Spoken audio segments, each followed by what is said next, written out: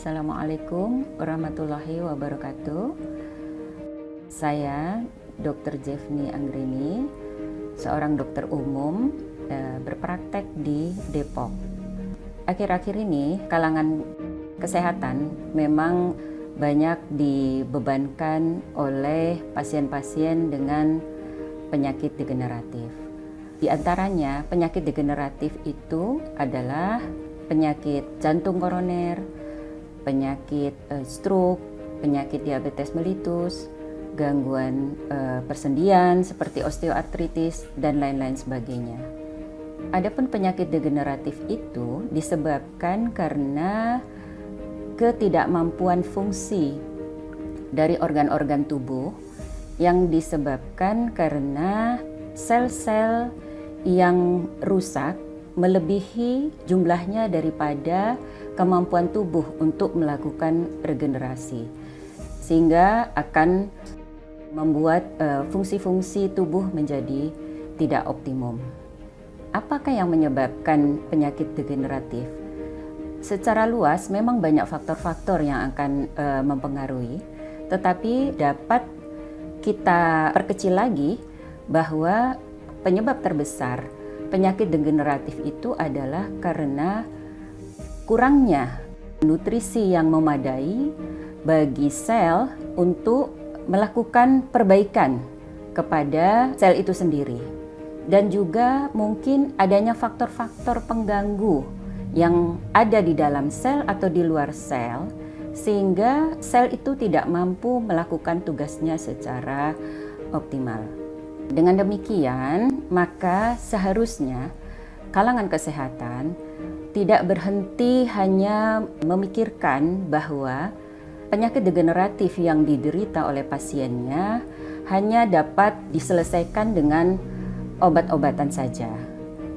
Karena setiap manusia itu memiliki sisi sehat yang bisa kita perkuat atau kita tingkatkan. Dengan cara apa?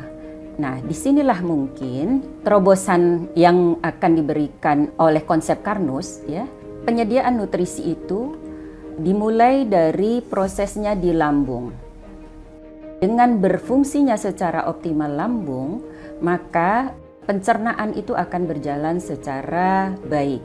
Dan hasilnya makronutrien yang dibutuhkan itu akan tersedia secara sempurna dan akan bisa dihantarkan ke dalam darah dan dihantarkan kembali kepada semua sel.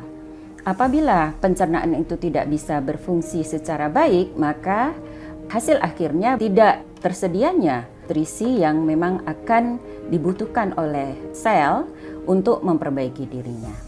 Jadi saat ini tentu seorang dokter ketika dia ingin menyehatkan pasiennya, dia jangan berhenti hanya memberikan obat saja, tetapi harus melihat jauh lebih dalam fungsi-fungsi organ yang mana terganggu dan bagaimana cara untuk membantu agar terjadi perbaikan kepada fungsi-fungsi itu, yang tentunya pendekatan kita adalah melalui perbaikan setiap sel yang ada di dalam organ tersebut. Dengan demikian, tentu apa yang menjadi kebutuhan sel itulah yang harus disiapkan oleh tubuh orang tersebut.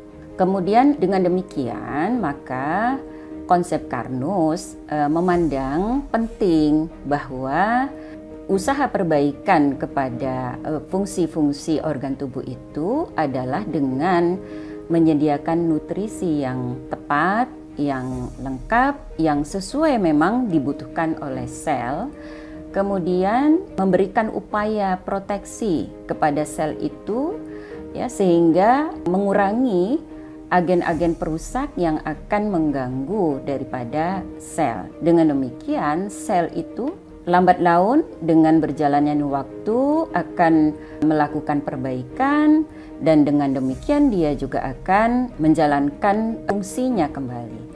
Lebih lanjut lagi, tentu jika sel itu menjadi sedikit demi sedikit pulih dan menjadi sehat, ada kemungkinan bantuan dari obat-obatan itu akan bisa dikurangi dan dilepaskan.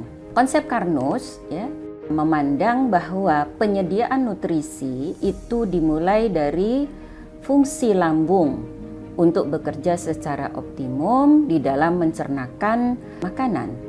Banyak kejadian dalam kondisi-kondisi tertentu di mana dinding lambung itu mengalami iritasi ya, atau mungkin juga bisa kerusakan pada lapisan pelindungnya. Sehingga kadang-kadang keterbatasan makanan yang bisa dicerna oleh lambung mengakibatkan hasilnya juga tidak optimum. Maka dengan demikian menjadikan lambung yang terlindungi, kemudian sehat, dia akan bisa menjalankan fungsi pencernaan itu secara optimum, sehingga semua makanan yang dikonsumsi oleh orang tersebut akan menghasilkan berbagai bahan-bahan dasar yang akan dibutuhkan oleh tubuh. Kemudian juga konsep Carnot memandang bahwa harus ada perlindungan terhadap sel.